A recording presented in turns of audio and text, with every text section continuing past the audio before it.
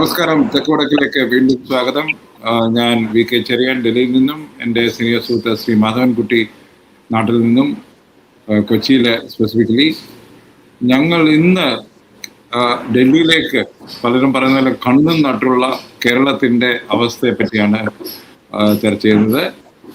ഡൽഹിയിൽ ചൂട് കൂടുതലാണ്, അതുപോലെ തന്നെ രാഷ്ട്രീയ ചൂടും കോൺഗ്രസിനും രാഷ്ട്രീയ ചൂട് കൂടിയിരിക്കുകയാണ്. കാര്യം എന്ന് വെച്ചാൽ BJP അവരെ ടാർഗറ്റ് ചെയ്യാൻ തുടങ്ങി കേരളത്തിൻ്റെ പ്രശ്നം വെച്ചിട്ട്. താങ്കൾ സൂചിപ്പിച്ച പോലെ തന്നെ ഒരു രാഷ്ട്രീയ പ്രശ്നമായി BJP കണ്ടില്ലേ. കോൺഗ്രസിന് ഇത്രയും വലിയ മെജോറിറ്റി കിട്ടി, പക്ഷേ അവർക്ക് മന്ത്രിസഭ ഉണ്ടാക്കാൻ കഴിയുന്നില്ല. ഞങ്ങൾ ആസാമിൽ ഇന്ന് ആസാമിൻ്റെ മുഖ്യമന്ത്രി തെരഞ്ഞെടുക്കുകയാണ്. തമിഴ്നാട്ടിൽ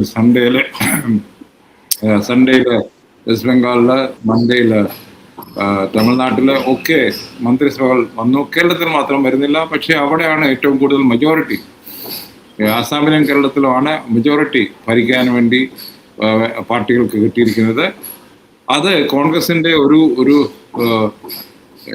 കഴിവില്ലായ്മയായിട്ട് BJP കാണിക്കാൻ തുടങ്ങി. അതാണ് എനിക്ക് തോന്നുന്നത് കേരളത്തിൽ നിന്നുള്ള സീനിയർ നേതാക്കന്മാരെ ഇങ്ങോട്ട് വിളിപ്പിച്ച് ചർച്ച ഇന്ന് ചെയ്യുന്നത്. ഞാൻ സൂചിപ്പിച്ച പോലെ തന്നെ സർ, എനിക്ക് തോന്നുന്നത് വെനസ്ഡേ തന്നെ അതിൻ്റെ ചർച്ചയുടെ പര്യവസാനം ഉണ്ടാകും. താങ്കൾ പറഞ്ഞ പോലെ KC വേണുഗോപാൽ എന്ന ഓർഗനൈസേഷൻ സെക്രട്ടറി അദ്ദേഹത്തിൻ്റെ കണ്ണീർ മുഖ്യ സ്റ്റേറ്റ്മെന്റ് ഇറക്കുമോ, അതോ അദ്ദേഹം തന്നെ അദ്ദേഹത്തെ അപ്പോയിന്റ് ചെയ്ത് കേരളത്തിലേക്ക് വരുമോ എന്ന് നാളെ തന്നെ നമുക്കറിയാം. അതാണ്.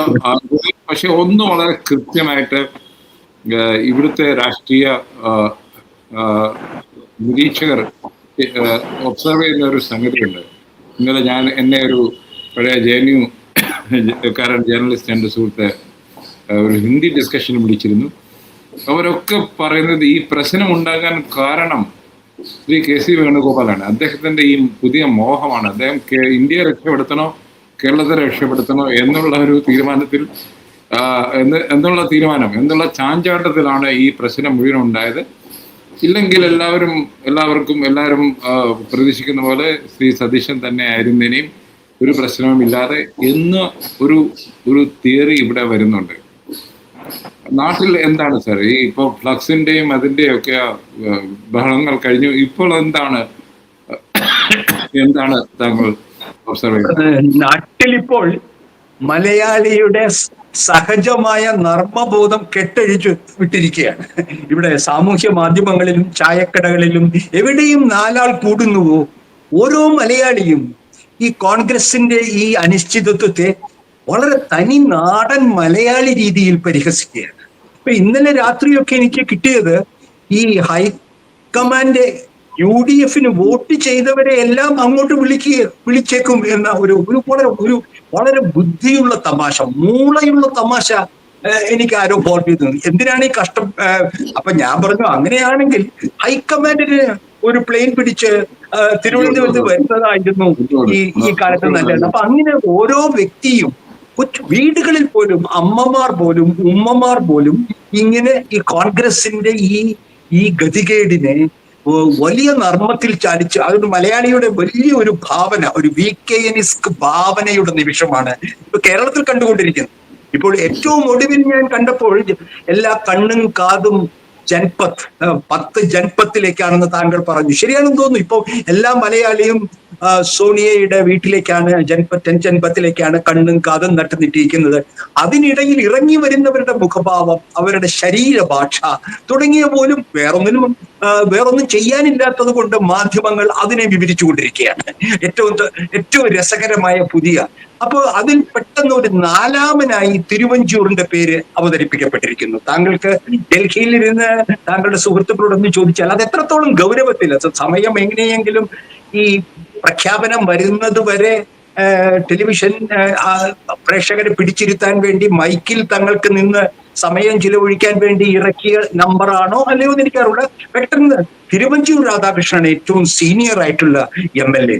അപ്പോൾ ഇനി ഈ മൂന്ന് പേരും മാറി നാലാമൻ ഒരാൾ വരുമോ എന്ന് ഒരു കിംവദന്തിയും ഇപ്പോൾ കേരളത്തിൽ പ്രചരിക്കുന്നുണ്ട്. പക്ഷെ അപ്പോഴും എല്ലാം പഴയ പടക്കുതിരകളാണ് ഈ മൂന്ന് പേരും. തിരുവഞ്ചൂരാണെങ്കിലും വളരെ വളരെ പഴയ പടക്കുതിര. രമേശ് ചെന്നിത്തല, KC വേണുഗോപാൽ, അവരെല്ലാം വളരെ തലമുറകളായി കേരളത്തിലെ UDF വോട്ടർമാരും ജനങ്ങളും തിരിച്ചറിയുന്ന വിധത്തിലുള്ള പ്രായവും പരിണിത പ്രച്ഛന്നവുമായിട്ടുള്ള കോൺഗ്രസ്സുകാരാണ്. പക്ഷെ അവരുടെ കൂടപ്പിറപ്പായി, അത് മറക്കണ്ട, കൂടപ്പിറപ്പായി ഗ്രൂപ്പിസവും ഉണ്ട്. അതും മലയാളി തിരിച്ചറിയും. തിരുവഞ്ചൂർ രാധാകൃഷ്ണൻ ആയാലും രമേശ് ചെന്നിത്തല ആയാലും KC വേണുഗോപാൽ ആയാലും അവർക്ക് പഴയ കോൺഗ്രസിന്റെ ഗ്രൂപ്പിസത്തിന്റെ പാണ്ടക്കെട്ടുമായിട്ടായിരിക്കും ഈ മലയാളി വോട്ടർമാരുടെ മുമ്പിൽ അവർ പ്രത്യക്ഷപ്പെടുക.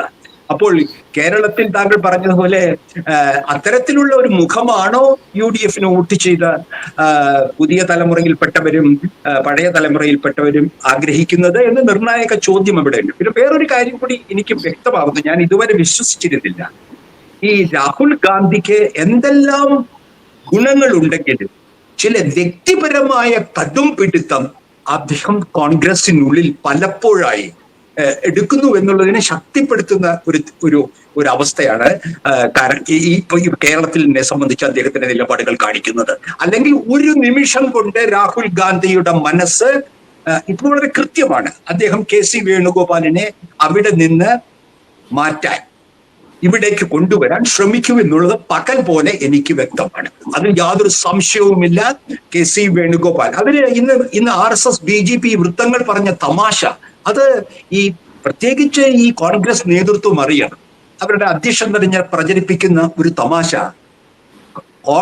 BJPയുടെ ആഗ്രഹം KC വേണുഗോപാൽ ഇന്നത്തെ സ്ഥാനത്ത് ഡൽഹിയിൽ തുടരുകയും വേണം, കേരള ഘടകത്തിന്റെ ആഗ്രഹം അദ്ദേഹം മുഖ്യമന്ത്രിയായി കേരളത്തിൽ വരണമെന്ന്. അതിന്റെ പരിഹാസം ഒന്ന് ആലോചിച്ച് നോക്കൂ, രാഷ്ട്രീയ പരിഹാസം. അവർ പറയുന്നത് KC വേണുഗോപാൽ ഡൽഹിയിൽ ഇരിക്കുന്നത് BJPയുടെ മഹാഭാഗ്യമാണ്. ആ സൗഭാഗ്യം കളയാൻ ആഗ്രഹിക്കുന്നില്ല. കാരണം നിമിഷം പ്രതി കോൺഗ്രസ് ശോഷിച്ചുകൊണ്ടിരിക്കുന്നതിന് വലിയ സഹായമാണ് വേണുഗോപാൽ ചെയ്തുകൊണ്ടിരിക്കുന്നത്. കേരളത്തിൽ വന്നാൽ ഞങ്ങളുടെ BJPയുടെ ഇവിടുത്തെ കാര്യപരിപാടി വിജയിപ്പിക്കാൻ അദ്ദേഹത്തിന്റെ മുഖ്യമന്ത്രി സ്ഥാനം സഹായിക്കും. ഇത്തരത്തിലുള്ള കറുത്ത പരിഹാസമാണ് അതിന്റെ കോൺഗ്രസിന്റെ ശത്രുക്കൾ പ്രചരിപ്പിക്കുന്നത്. ഇത് തിരിച്ചറിയാൻ കോൺഗ്രസ് അതെ ഇതേ പരിഹാസം തന്നെ രാഹുൽ ഗാന്ധിക്ക് എതിരെയുണ്ട്. അതായത് BJPയുടെ ഐശ്വര്യം രാഹുൽ ഗാന്ധിയാണ് എന്ന് പറയുന്ന ആൾക്കാരും അത് RSSനും ഉണ്ട്. പക്ഷെ എനിക്ക് തോന്നുന്നത് സാർ താങ്കൾ പറഞ്ഞതിന്റെ ഓപ്പോസിറ്റ് ആണ്. രാഹുൽ ഗാന്ധിക്ക് ഈ കടുപിടുത്തം ഉണ്ടെങ്കിൽ ഈ ഇതുപോലെ സമയം എടുക്കേണ്ട കാര്യമില്ല. അദ്ദേഹം തീരുമാനിച്ചിരിക്കുകയാണ് KC വേണുഗോപാലിനെ ഇവിടെ നിന്ന് മാറ്റി കേരളത്തിലേക്ക് പ്രതിഷ്ഠിക്കണം മുഖ്യമന്ത്രിയായി എന്ന്. അദ്ദേഹത്തിന് കടുംപിടുത്തം ഉണ്ടായിരുന്നെങ്കിൽ എന്ന് നടന്നേ. എനിക്ക് തോന്നുന്നത് അതുകൊണ്ട് തന്നെയാണ് ഈ തീരുമാനം നീളുന്നത്. കൂടെ നിൽക്കുന്ന ഒരാൾക്ക് അങ്ങനെ ഒരു ആഗ്രഹം ഉണ്ടെങ്കിൽ ഇത് എങ്ങനെ കേരളത്തിൽ പ്രതിഫലിക്കപ്പെടും എന്നുള്ളൊരു ചിന്തയാണ് എനിക്ക് തോന്നുന്നത് ഈ ചർച്ചകളുടെ, നീണ്ട ചർച്ചകളുടെ അടിസ്ഥാനം. കൂടെ നിൽക്കുന്ന ഒരാൾക്ക് അങ്ങനെ ഒരു ആഗ്രഹം ഇല്ലായിരുന്നെങ്കിൽ എനിക്ക് തോന്നുന്നത് സെലക്ഷൻ വളരെ ക്ലിയർ ആയിരുന്നു. അവിടെ കേരളത്തിലെ ഘടകകക്ഷികളും എല്ലാവരും പൊതു അഭിപ്രായവും പ്രതിപക്ഷ നേതാവിന്റെ കൂടെ നിൽക്കുമ്പോൾ അവർക്ക് തീരുമാനിക്കാൻ വളരെ എളുപ്പമായിരുന്നു. പക്ഷെ ഇന്ന് കൂടെ നിൽക്കുന്ന ഒരാൾ, അതായത് മൂന്നാമതായ ഒരാൾ, കോൺഗ്രസ് പാർട്ടിയുടെ ഹയറാർക്കിയിൽ മൂന്നാമൻ എന്ന് പറയാവുന്ന ശ്രീ KC വേണുഗോപാൽ ഒരു ആഗ്രഹം പ്രകടിപ്പിച്ചിരിക്കുന്നു. അപ്പോൾ കൂടെ നിൽക്കുന്ന ഒരാളെ അങ്ങ് എത്ര പെട്ടെന്ന് രാഹുൽ ഗാന്ധിക്കോ ഖർഗെക്കോ തഴയാൻ കഴിയുമോ എന്നുള്ളൊരു ചോദ്യം ഇവിടെ നിൽക്കുന്നില്ലേ? തീർച്ചയായിട്ടും അങ്ങനെയാണെങ്കിൽ താങ്കൾ പറയുന്നത് പോലെ രാഹുൽ ഗാന്ധിക്ക് അദ്ദേഹത്തിന്റെ മനസ്സ് ഉറപ്പിക്കാൻ കഴിയുന്നില്ലെങ്കിൽ അദ്ദേഹം ഡെൻമാർക്കിലെ രാജകുമാരനാണ്, പ്രിൻസ് ഓഫ് ഡെൻമാർക്ക്, ഹാംലെറ്റ്. അദ്ദേഹത്തിന് തീരുമാനം എടുക്കാൻ കഴിയുന്നില്ല.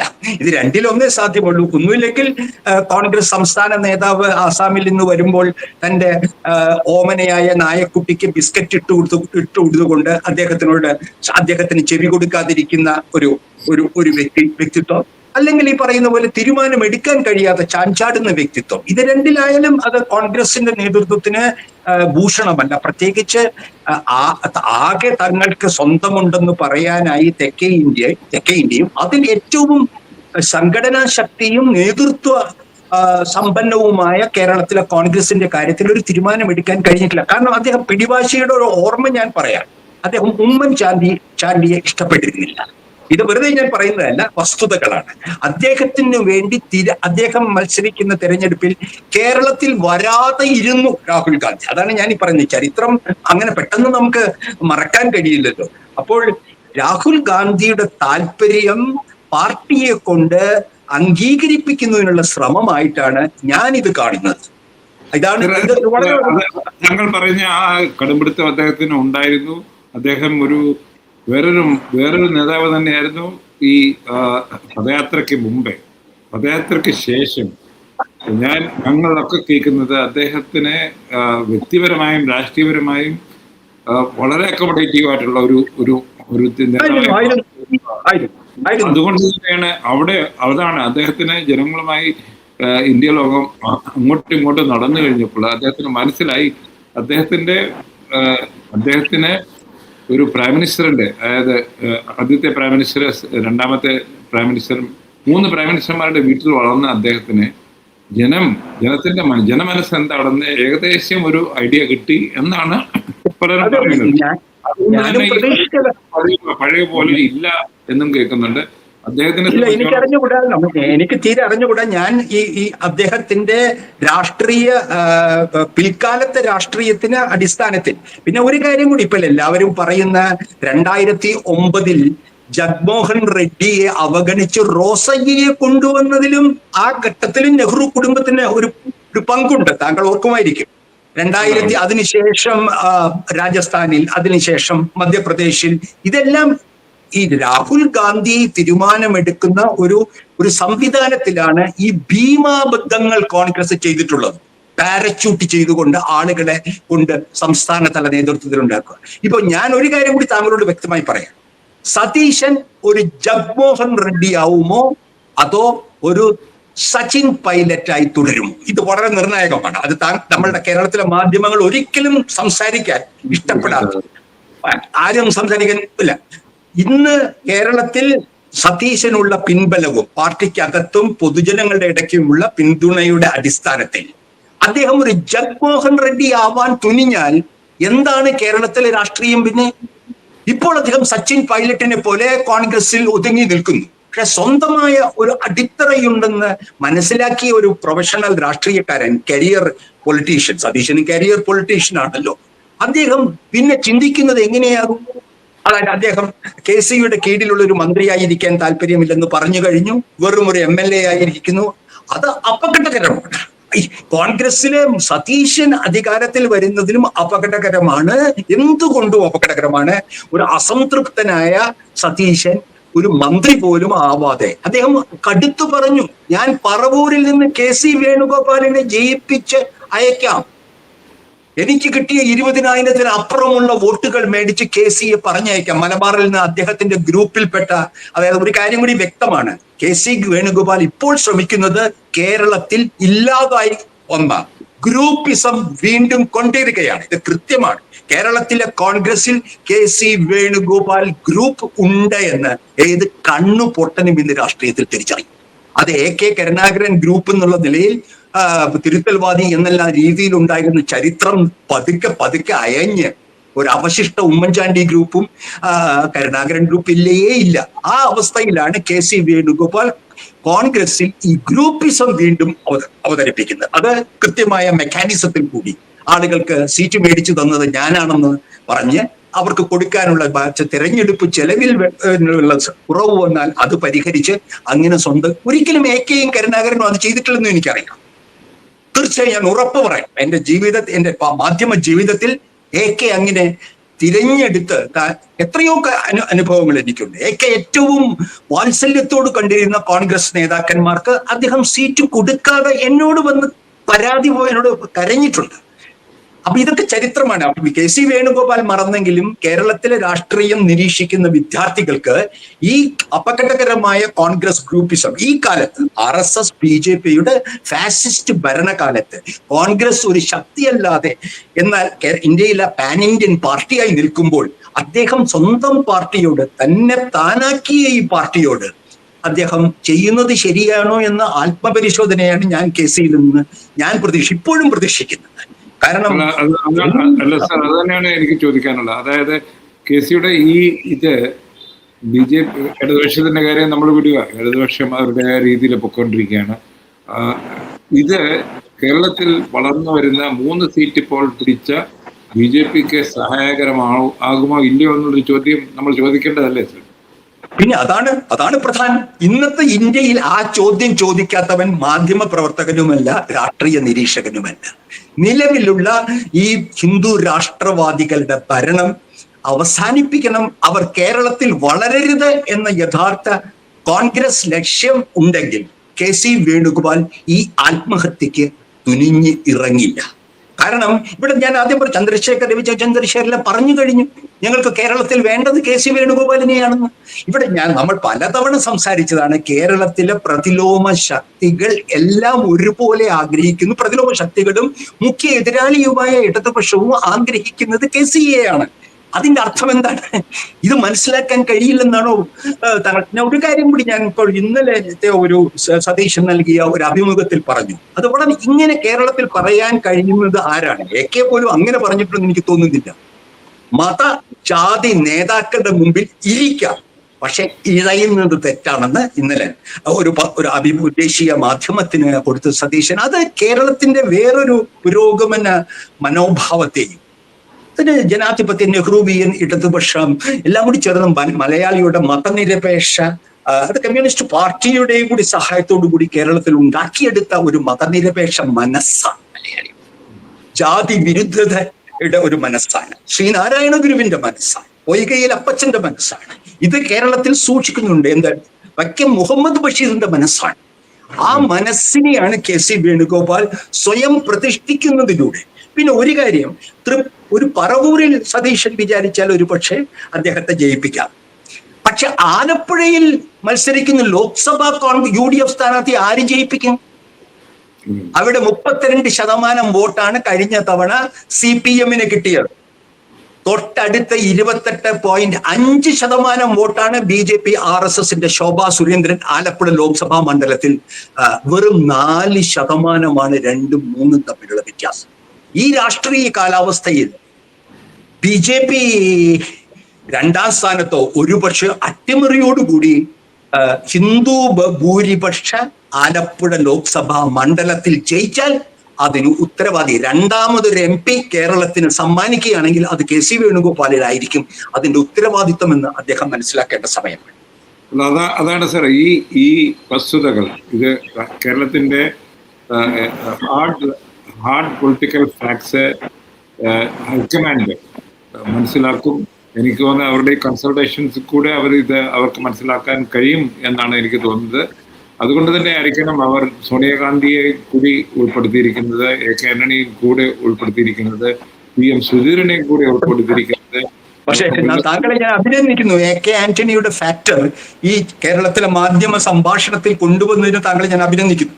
ഞാൻ പോലും അതിന്റെ പ്രാധാന്യം മറന്നിരിക്കുമ്പോൾ ഈ സംഭാഷണത്തിലൂടെ ഓർമ്മിപ്പിച്ചു. പക്ഷെ ഏറ്റവും തമാശ, അദ്ദേഹത്തിന് വിധി പ്രസ്താവിക്കാൻ വിട്ടപ്പോൾ അദ്ദേഹത്തിന് BP കൂടി. ആലോചിച്ചു നോക്കൂ കോൺഗ്രസിന്റെ അവസ്ഥ. പക്ഷെ ഇത് ഭാഗ്യത്തിന് ഇന്ന് ഞാൻ വിളിച്ചപ്പോൾ അദ്ദേഹത്തിനോട് എന്തായാലും മഹാഭാഗ്യം, അദ്ദേഹത്തോട് ഡൽഹിയിലേക്ക് വിളിച്ചില്ല എന്നുള്ളൊരു ഹൈക്കമാൻഡിനോട് നമുക്ക് നന്ദി പറയണം. കാരണം തീരെ സുഖമില്ലാത്തൊരു മനുഷ്യനെ അദ്ദേഹം ഇത് കേട്ടപ്പോൾ തന്നെ BP കൂടി. അപ്പോൾ ഇനി അദ്ദേഹത്തെ വിളിപ്പിച്ചിരുന്നെങ്കിൽ ഇത് വലിയ ഒരു പ്രഹസനമായി ജനങ്ങൾ കണ്ടേനെ. പിന്നെ സോണിയാഗാന്ധിക്കും സുഖമുള്ള ഒരു അസുഖബാധിതയായ സ്ത്രീയാണ്. അവരിലും അമിതമായ സമ്മർദ്ദം കൊടുക്കുന്ന കോൺഗ്രസുകാർ ഫാസിസ്റ്റ് വിരുദ്ധ രാഷ്ട്രീയത്തോട് നീതി ചെയ്യുകയല്ല. സോണിയാഗാന്ധിക്കും താങ്ങാവുന്നതിലധികം ഭാരമാണ് കോൺഗ്രസുകാർ അവരുടെ അനൈക്യത്തിലൂടെയും അധികാര മോഹത്തിലൂടെയും ഇന്ന് ചെയ്തുകൊണ്ടിരിക്കുന്നത്. അവർക്ക് വോട്ട് ചെയ്തവരെ അവർ വഞ്ചിക്കുകയാണ്. അതാണ് അതിന്റെ ക്രക്സ് സർ. വ്യക്തികളുടെ മോഹങ്ങൾക്ക് ഉപരി കോൺഗ്രസിന്റെ രാഷ്ട്രീയത്തിന്റെ അല്ലെങ്കിൽ കേരളത്തിന്റെയും ദേശത്തിന്റെയും രാഷ്ട്രീയം കണ്ട് തീരുമാനമെടുക്കാൻ ഇവർക്കൊക്കെ കഴിയട്ടെ എന്ന് ആശിച്ചുകൊണ്ട് നിർത്തുന്നു. നന്ദി, നമസ്കാരം.